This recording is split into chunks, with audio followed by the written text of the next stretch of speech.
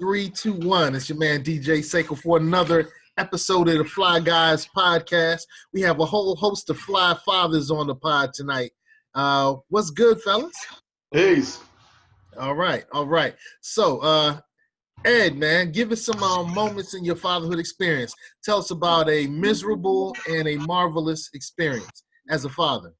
Okay, miserable. Probably when Charmaine hit middle school, probably grade. Middle school, all of them was terrible, but like that moment in middle school when you realize, oh my God, she's morphed into one of these. I don't like middle school kids. I just don't like them. Like, as a teacher, I don't like them. It's terrible, but it is what it is. And that marvelous moment is when, as a whole in fatherhood, that whole moment when you see your son or your daughter,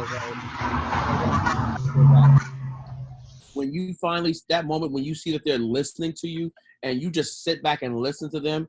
And you know, for me, Seiko, you know, for me, to hear my kids read somebody from asshole to appetite, and I'm like, am I talking?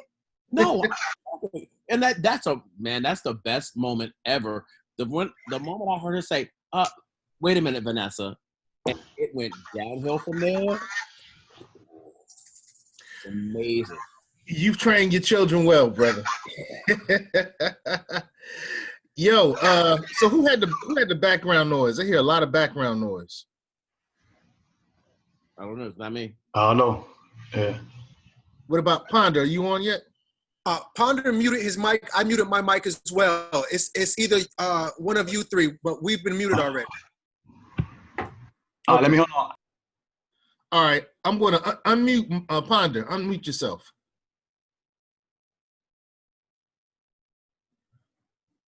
We're good.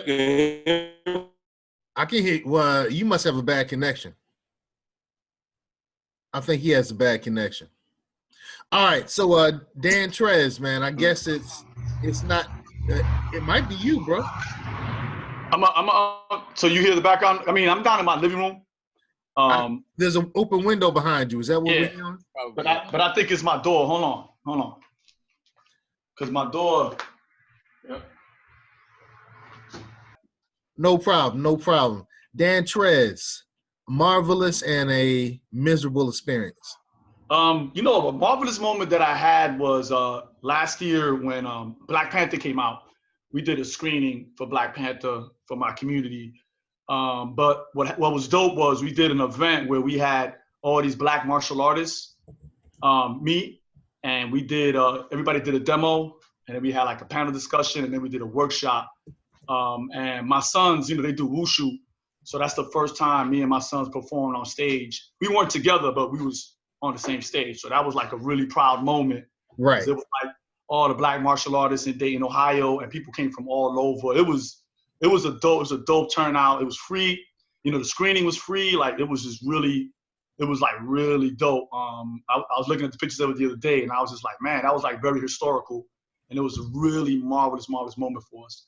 And then, of course, the most miserable, I talked about it last week when my oldest had cancer. That was like a really tough period. So. Got you. Ponder and Crumb, unmute yourselves. Yo, so Crumb, man, a marvelous and a miserable experience. Marvelous experience. I remember one time I was pushing my son and he broke down crying, and I kind of just, used that. Use myself as a barometer. Anytime my parents would have pushed me, or anybody for that matter, and I started to cry, I was like, okay, you've reached that point where you can go no further. And he started crying, so I just kind of let up on him. I'm like, all right, well, we'll live to fight another day. And even at his weakest moment, he was like, no, I'm not done. And at that particular point, I realized that was a man I was dealing with. He made me proud that day to where he was at his lowest point and still wouldn't give up. I'm like, dag, I wish I had some of that. That was marvelous. Miserable. I remember one time me and the kids was out, having a great time, and this mother says to me, I'm so proud of you, and giving me glory and so on and so forth. But after a while, I realized she was comparing me to the lowest of the low.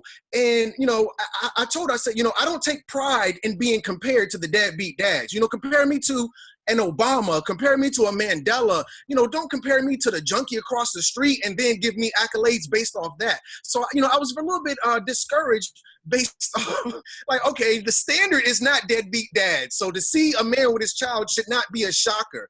So, you know, that was really something that bothered me in terms of a miserable moment in fatherhood. Question, was it a white woman? I can't really remember who or what the woman looked like, but it just, you know, in hindsight, I'm like, hold on. The only reason she was impressed is because, you know, she's operating based off the assumption that, you know, the majority of our men are no good. Or absent. And right. Like, come on, man. Stop the cliche stereotypes. we're gonna do that today? Wow. Ponder, Chef Ponder, man, tell us about a marvelous and a miserable experience you've had as a father. Can you hear me? Yes. Okay, cool. I would say a marvelous experience would be the time I got to see my son born.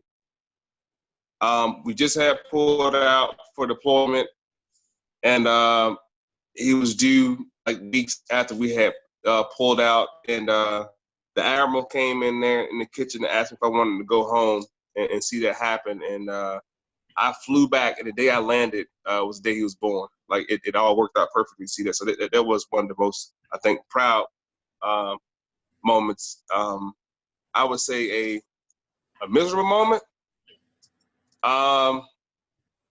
When I was out without a job for a while, and I had to take a job down in Hawaii for a 5-month contract, and being away from my kids that long was pretty miserable.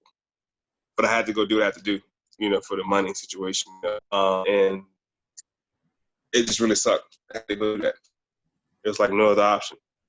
So those are my two. Wow. Ed, we had a horrible connection earlier. Can you give yours again? Oh, I said my most miserable was ushering them through middle school, because I was teaching middle school. And I was like, I can't have the same kind of urchin in my house. I said, I can't teach them during the day and then have them at home. And it was that moment of, look, if you act as bad as they do, you're going to die. You're really going to die. But I think the most remarkable moment as a father is watching your kids get it. I know for me as an educator, to see my kids doing well and to see them get it and to actually have them verbalize to me. And you know, in those moments where they're verbalizing, you know what, you were right. And to give you your glory while you can give you your roses while you can smell them, you know, and just to watch my kids just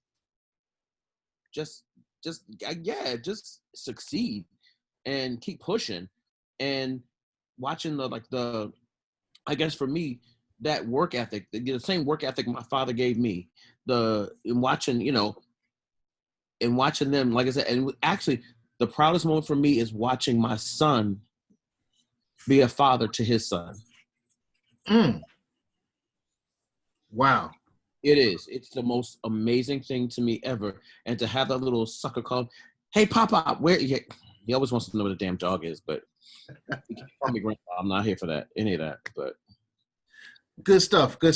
At the end of our conversation last week, Dan Trez-Omi and Brother Crumb here started a nice conversation dealing with fixing some of the problems we're having in fatherhood.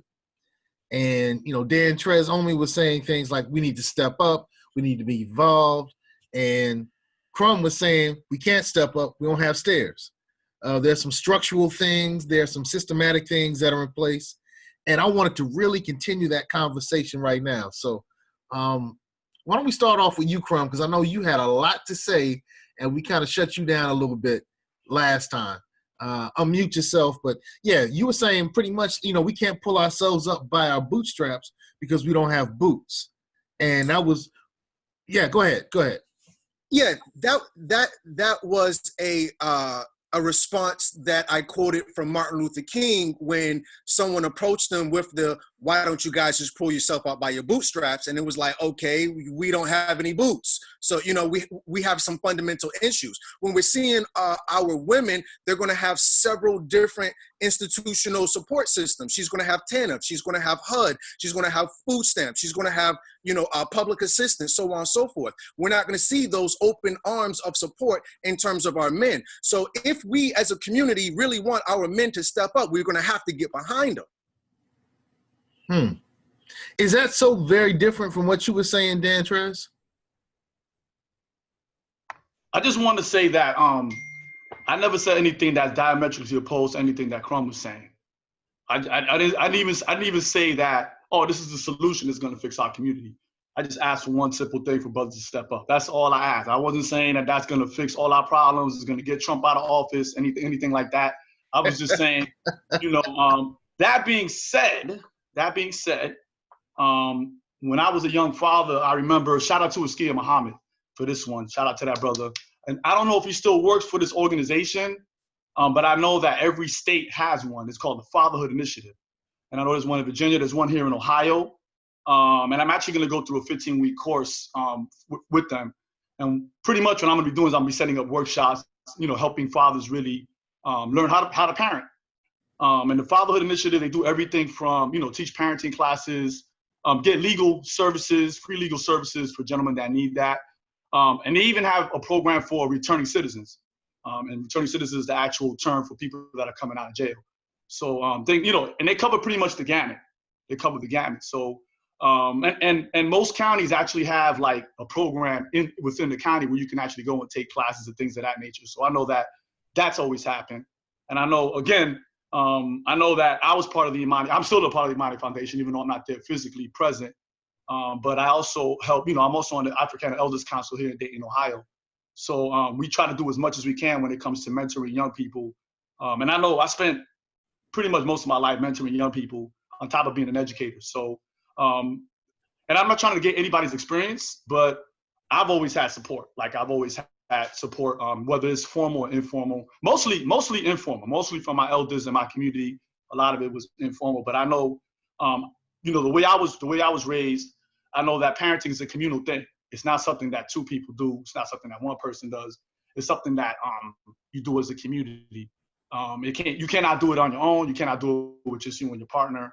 It has to be something that's community. But I just wanted to point that out. I wasn't diametrically opposed to anything Crumb was saying, because I do think there is a system that actually puts us, enslaves us. Whether mentally, physically, economically.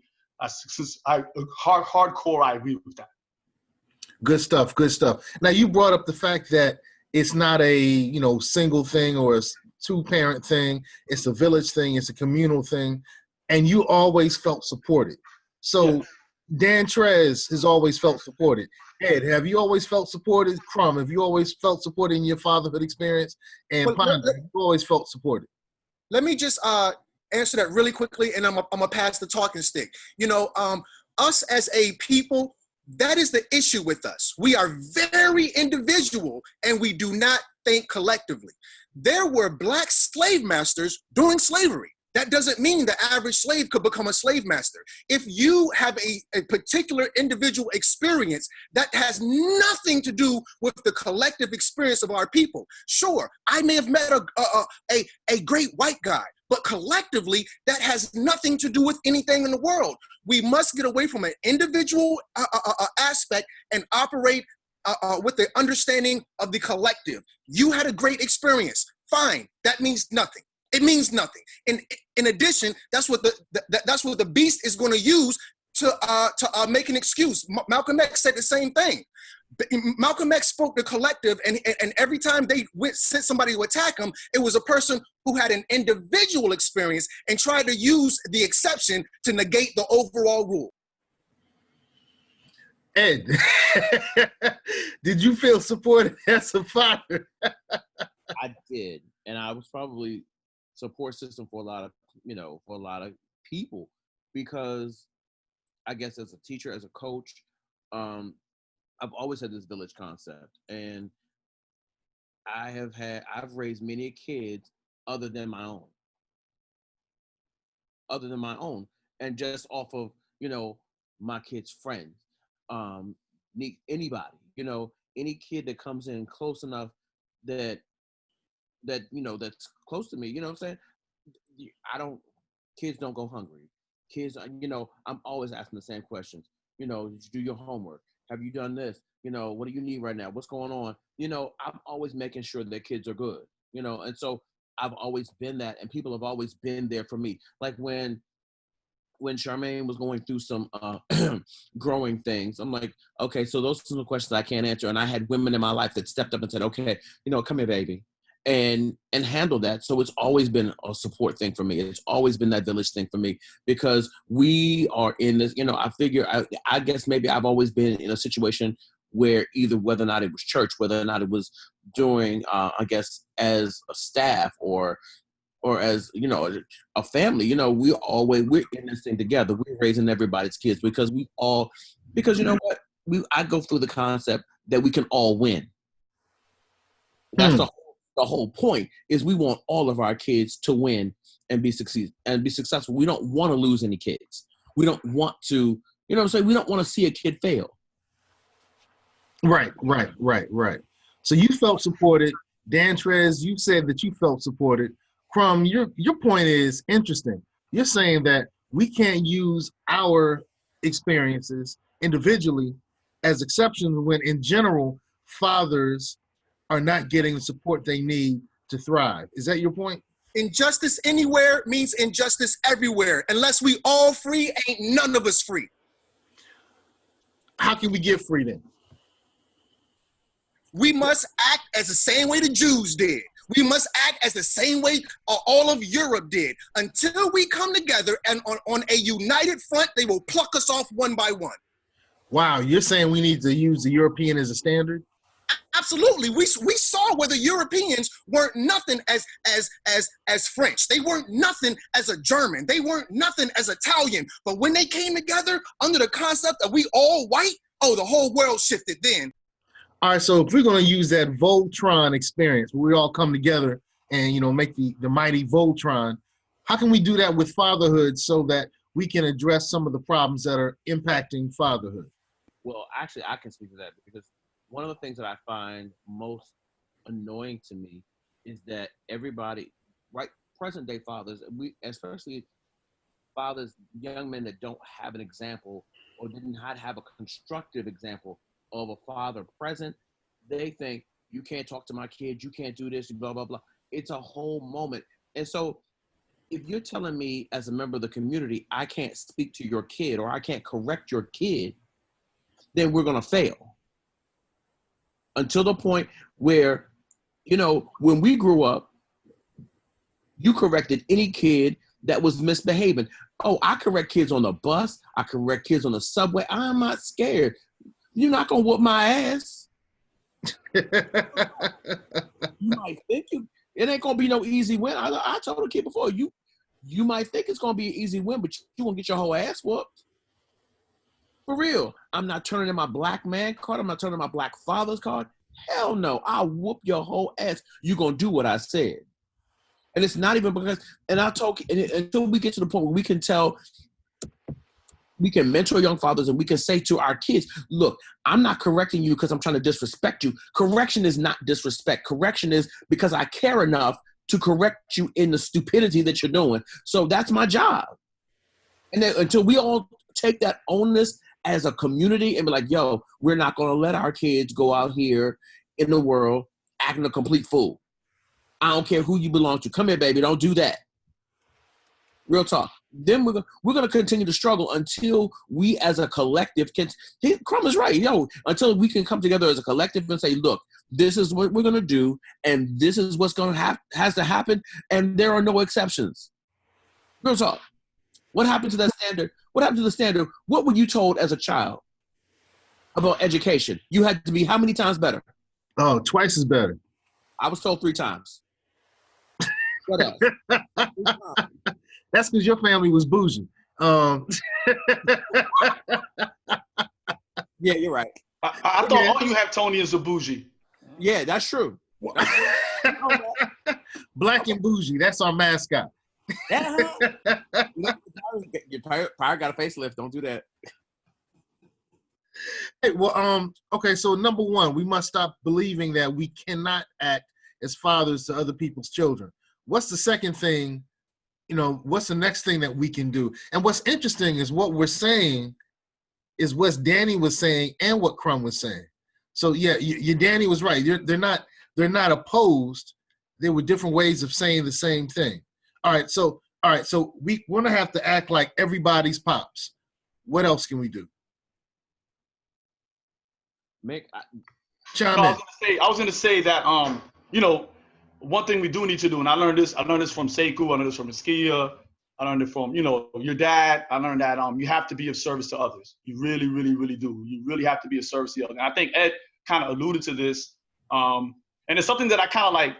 I saw you guys do it, and I didn't. So I kind of like had a blueprint, but it was something that happened for me organically.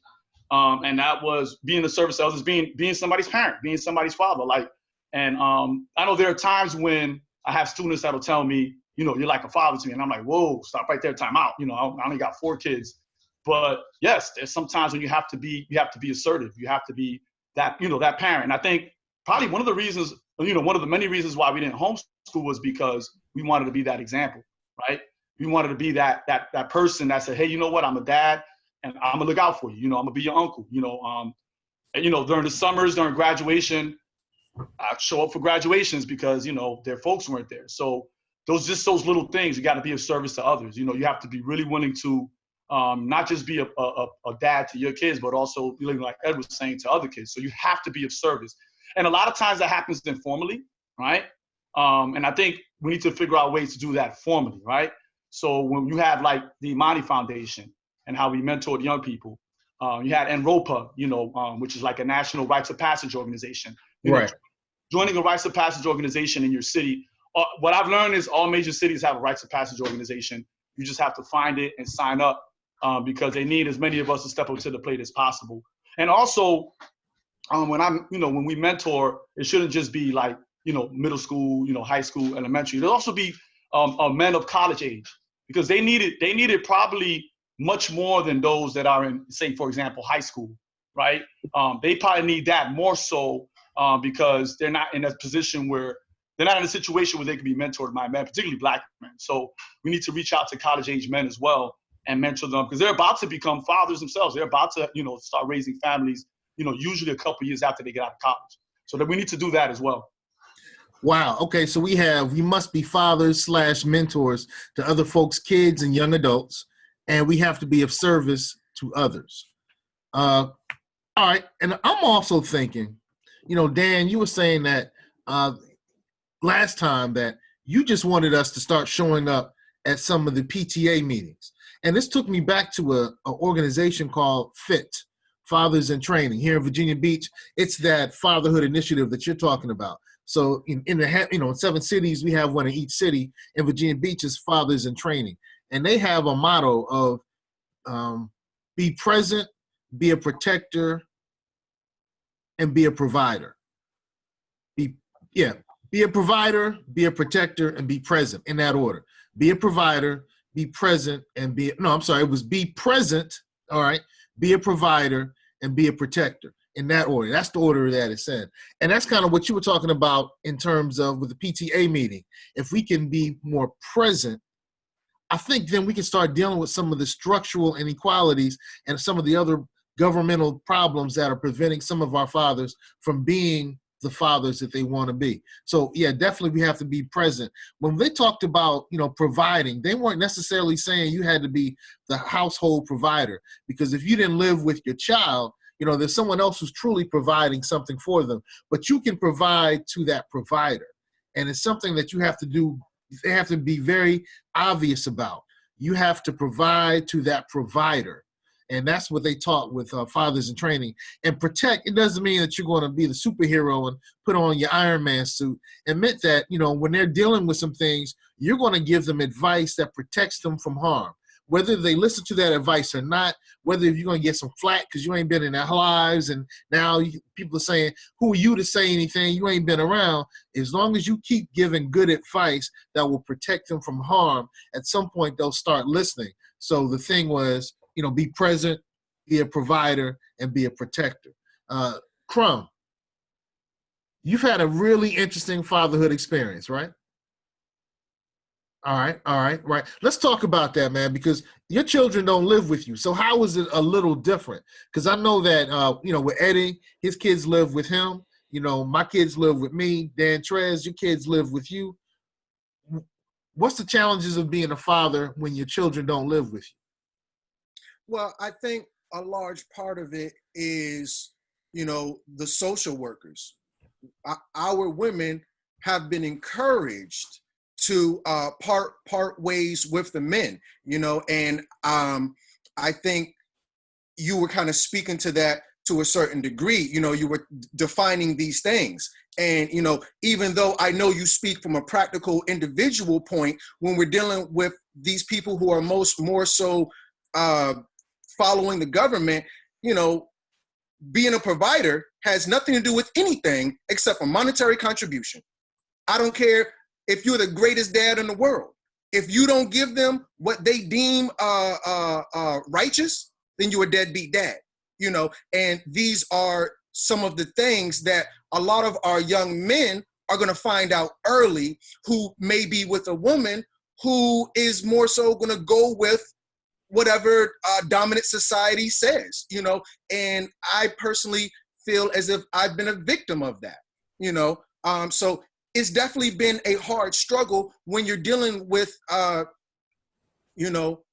people who are going to go with the social worker, people who are going to go with the court system. I challenged my son to do something, and he had flaked out on me, and I pushed him, just like my father pushed me.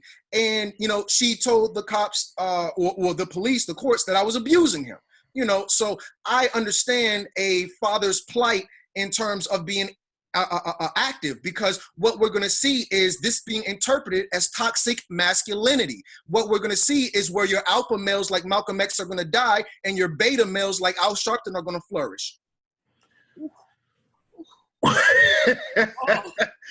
Whoa. Oh. Yeah, I got to clap for that. Okay. You said something right there. Wow.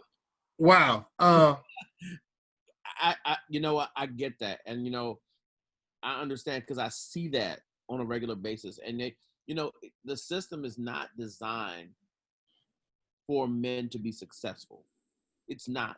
For as fathers, it's not designed for you to be able to, but I tell, but you said the right things. You were right on point. First of all, the ministry of presence is a powerful thing. And you know what? Be there when you can be there.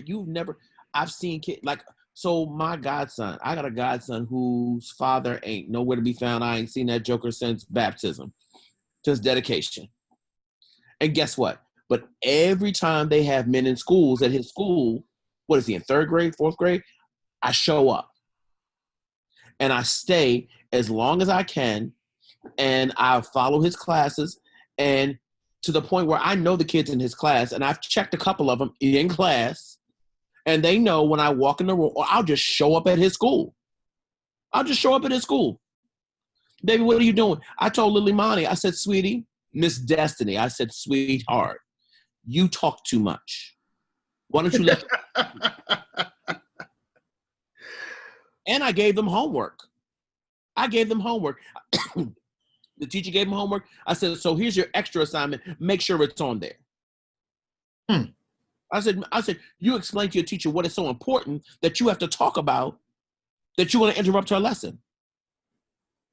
Since you know so much in the 3rd grade that you have to talk and the teacher don't get to talk. No, ma'am. But guess what? It's about showing up. And when you talk about, and we have to teach fathers how to be present. And it's not always about, don't be present for the big stuff. No, for the little stuff. So for real, if you got a problem at school, and so And also, and I'm saying this because the new position I'm taking is part of it is graduate support. And so once I transition kids to their next step, I'm also providing graduate support to students and parents, because a lot of parents, so if I'm transitioning kids to these uppity bougie, predominantly white prep schools. And so I have to be able to make sure that parents can advocate for their kids. It's not that parents don't want to advocate, they don't know how. They don't know how to walk into this situation and say, okay, so this is what my child has presented to me, and this is what I think needs to happen. And so how are we going to make this happen? Wow. And that's part of it, that I stay in DC, that I stay in the city, because my last homeroom in DCPS, those kids, those parents don't necessarily, I realize that in the underserved communities in our cities, it's not that parents don't want the very best for their kids, but guess what? A lot of people don't know how to advocate for their kids. Okay. Let's take that point. And look, we have 5 minutes left. So we have brothers who were in a similar situation as Crumb. So I want to start with Dan Trez. I'm going to go to Chuck, and then we'll head back to you, Crumb, man. We need to give some solutions for those brothers who are in that same situation. And I'm going to start off by saying, be present, provide, and protect. And I know it's not going to be the ultimate cure-all. It's not a panacea, but I've seen situations where brothers who are in similar situations to you, if they're present, even if they can't provide, if they're present, then things start moving. And then once they're able to provide, but the key thing is they have to be present before any of this works. Because the fathers who have the money, they throw the money at the families, and they always pay child support, but they're not present, they still deadbeat dads. Dan Trez, we got brothers who are dealing with situations just like Crumb. What do you say? Two things. First of all, number one, to the fathers, really to the fathers, two things for them: ask for help. Don't be afraid to ask for help. There's brothers in the community that are willing to help you. Number two, sign up for the Fatherhood Initiative. They got to do a lot of great work, and they got our people working in those positions. And the Fatherhood Initiative in Ohio, I know all the people here in my county, and they all look like us. So they're always willing to help. They're always willing to do an extra hand, formally and informally. I want to address something that Crumb said last week, that me and Rodney Sidney, who you should be having on your show, Seiko, who's a social worker, and he actually writes children's books that deals with police brutality. We always talked about how we need to see more Black men in the classrooms. I think the number is 79% of the teachers in the United States are white women. That's a problem. That is a big problem. And we need to get more of us in there. I know there's a money issue because being an educator doesn't pay a lot.